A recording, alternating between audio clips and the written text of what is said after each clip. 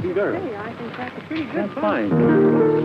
Here's fine, boy. See this way. You come over here. To see you. How old are you? 40. A number of the teeth have decayed cavities in them. And that has happened because he's not eating enough fish or not getting enough milk. Say, you're a fine, big, strong fella. How old are you? 20. You look as though you were a giant. My. Where'd you come from? Opera. Well, that's the place. Did you eat lots of fish when you were a little boy? Yes. That's the stuff that makes good bodies. If everybody do that, the most universal disease in the world is the decay of the teeth. And unfortunately, we have not known the cause until we've gone to the primitive people to find how they prevent tooth decay. Our difficulty is that we are adding too much white flour and sugar and do not get enough of the foods that carry the minerals and vitamins. When the primitive people adopt the food of modern civilization, their teeth decay just as ours do. He first visited Switzerland to study whether greater nutrition could be obtained from foods produced at higher altitudes, such as in the Swiss Alpines.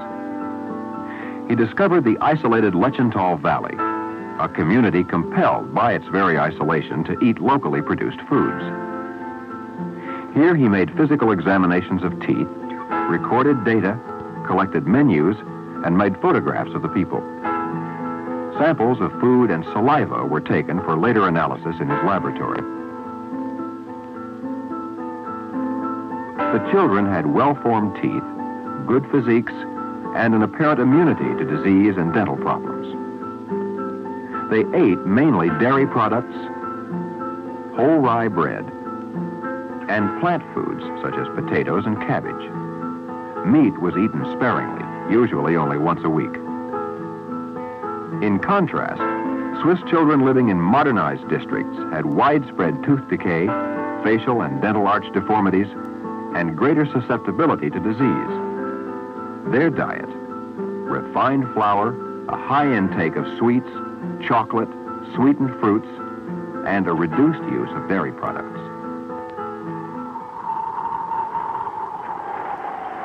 On his next journey, Dr. Price visited the Outer Hebrides, located off the coast of Scotland. Here he made similar studies among the Gaelic people who inhabit these isolated islands. These rather barren islands have very few trees and little fertility. The islands are often subjected to rough seas and blizzards from the North Atlantic. Most of the people are of early Scottish descent, possessing a physique that rivals that found almost any place in the world.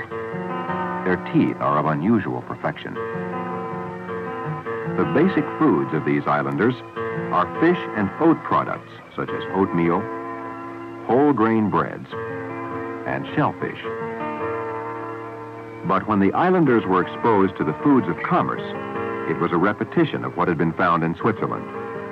Bad teeth and general physical degeneration was the result. For example, these two brothers lived under the same roof, but ate differently. The older ate primitive foods and was in excellent health.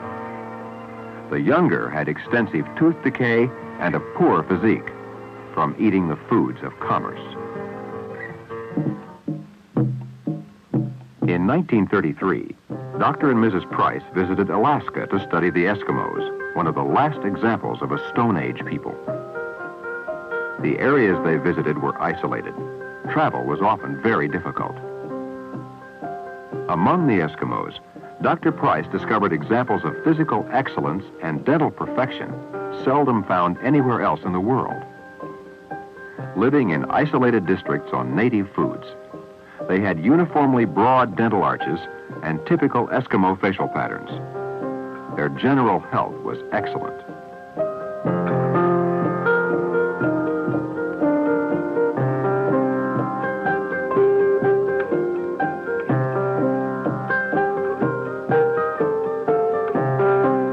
The Eskimos ate foods rich in minerals and vitamins, mainly caribou,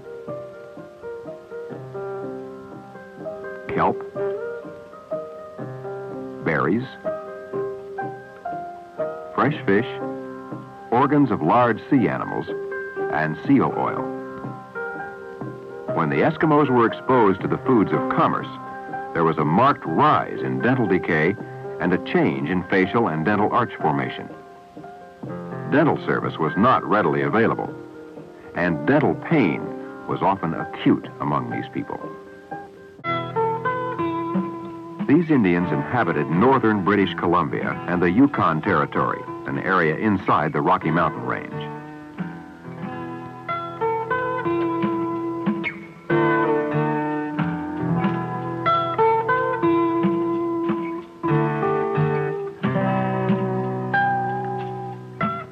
This isolated area had to be reached by water and over roads that often were almost impassable.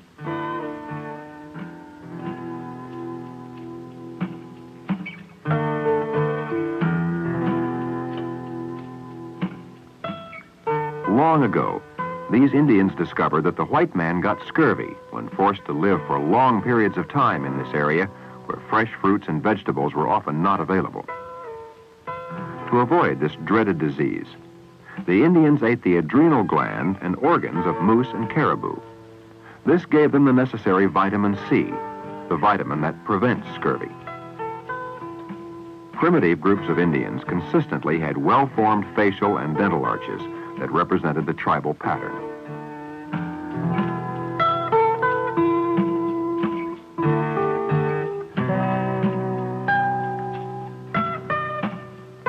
But new generations, exposed to the foods of commerce obtained at trading posts or through government agencies, showed marked changes in facial and dental arch forms. Extensive tooth decay was quite evident.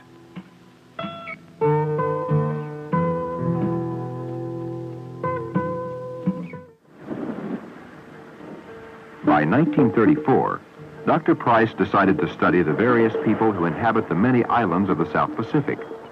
New Zealand was also included in his studies. Dr. and Mrs. Price lived with these people, collecting and studying data about their living conditions.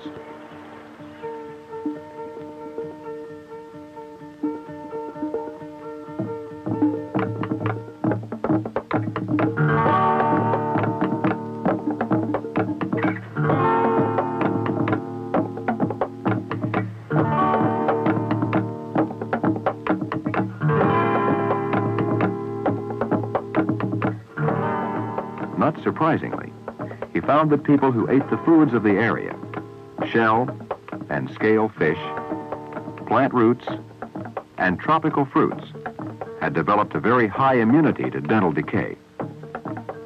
Also, they had well-formed faces and good dental arches. In their primitive state, less than 1% of their teeth were attacked by tooth decay. But as though echoing a warning from nature herself, the message was clear. Those who ate foods outside their natural diets had a rise in tooth decay of over 29%.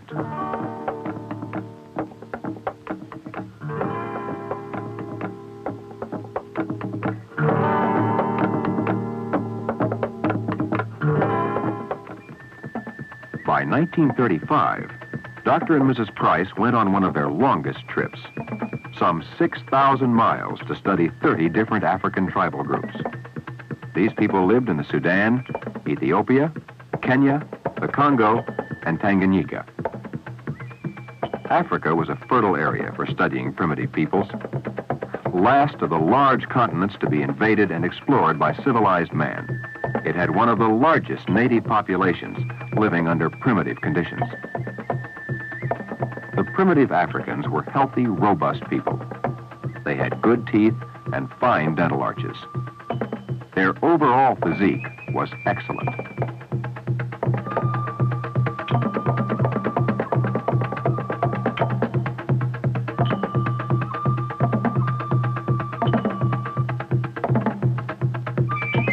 Their diet, dairy products, fish, vegetables, and eggs of certain species. An important source of fat-soluble vitamin is the blood of steers. It is a basic food of the Maasai, people of outstanding physiques. For those who ignored tribal nutritional laws, Characteristic types of deformity and tooth decay frequently developed.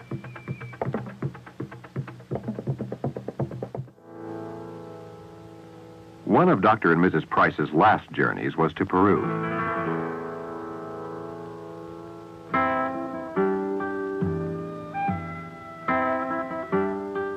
Here he compared modern Peruvian society with the ancient Incas.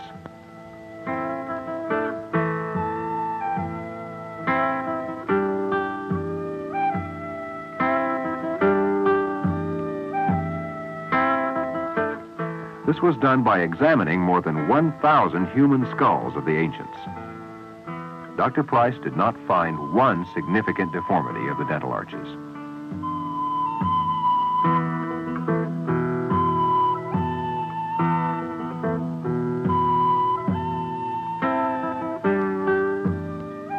He also found examples of early brain surgery, evidence of the high degree of civilization of the ancients.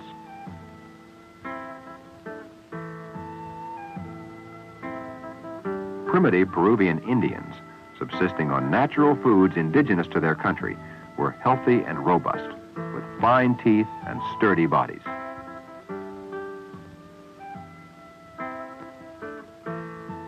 But those who ate the foods of commerce were degenerating and dying rapidly. This was another warning, another indication to obey nature's laws.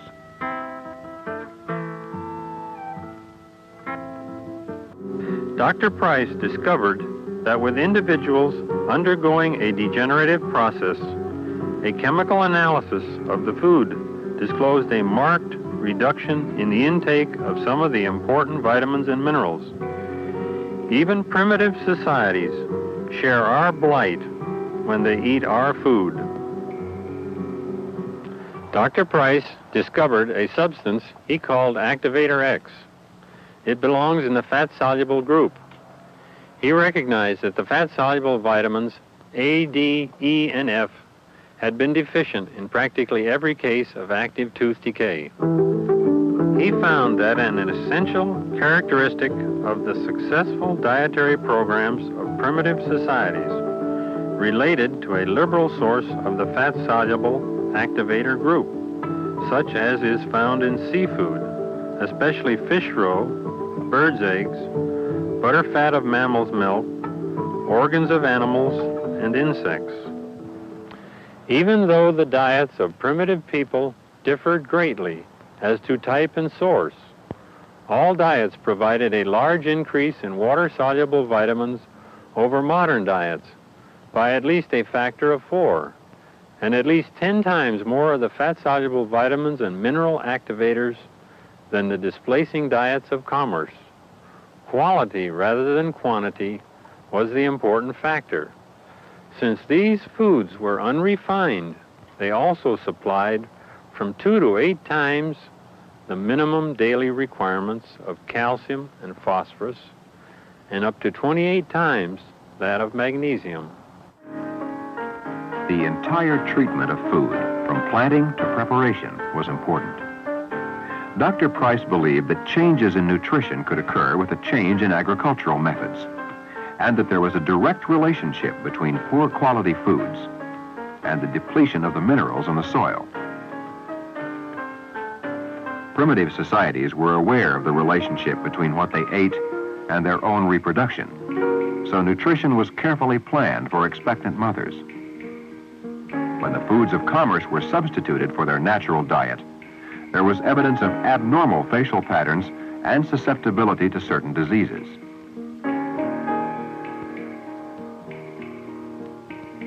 This Maori family demonstrates the link between nutrition and birth deformities.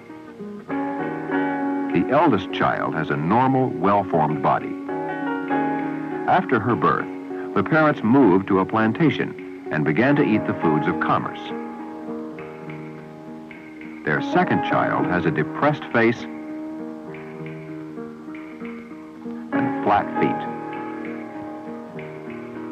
The next child has club feet. The parents returned to a primitive diet, and later 2 children were born without defects. Proper diet helped produce children without deformities, giving hope for all parents of the future.